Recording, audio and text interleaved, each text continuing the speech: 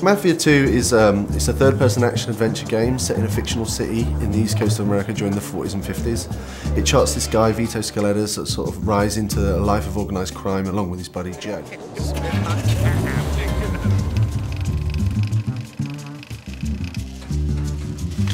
What is it that you want? I want to know why you had our friend killed. Well, like every classic mob story, Mafia II is a story about friendship, betrayal. The guys who you think are the bad guys might not really be the bad guys. Your best friend might be the bad guy. The thing that's really important to us is this sort of cinematic storytelling that the guys here at 2K Czech can sort of achieve. Something we're really proud of, something we've invested so much time and effort into making sure it's perfect. A na tom vlastně stavíme. We want to present the whole game in a Hollywood film-like style, and visually it looks amazing, but it's the story that's the most important thing for us. It starts off with, it's just about Vito, and then the first guy you meet is Joe. He's Vito's best friend, and then you'll meet Vito's mother and sister right away. Vito, my boy. My boy's home.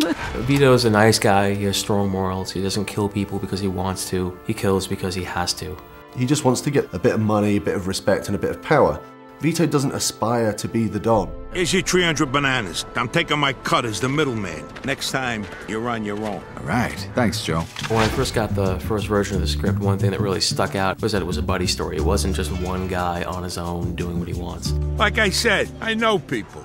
You get all the official paperwork tomorrow. Joe's sort of a shoot first, sort of ask questions later sort of guy, you know? Joe is the guy who comes up with the schemes and or tries to come up with the schemes, and Vito kind of makes sure that they both don't get arrested or killed. Joe just makes some pretty dumb decisions through the story, you know, and Vito is just left to sort of like deal with that and sort of get Joe, his best buddy, out of these scrapes. Don't worry, I thought of everything.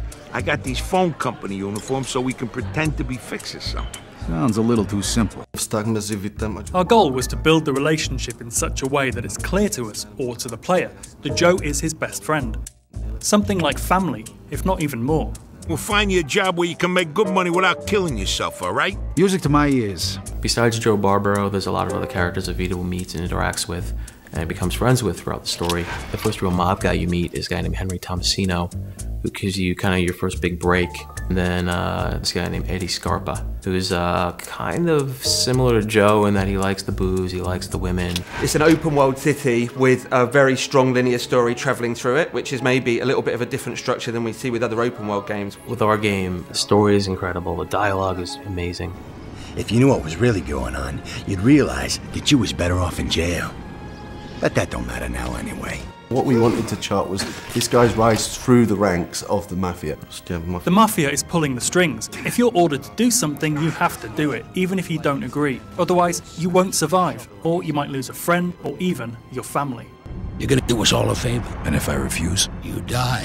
The life of a mobster isn't what it's all made out to be, you know. It's not all really glamorous, you know. It has some really bad things that happen to it, and we really explore that during the story. I think it's really interesting. People are going to really enjoy it. What'd you say your name was? Vito. I need someone to give him a little nudge. $10 a man. What if someone makes a fuss? Well, then you'll have to convince him otherwise.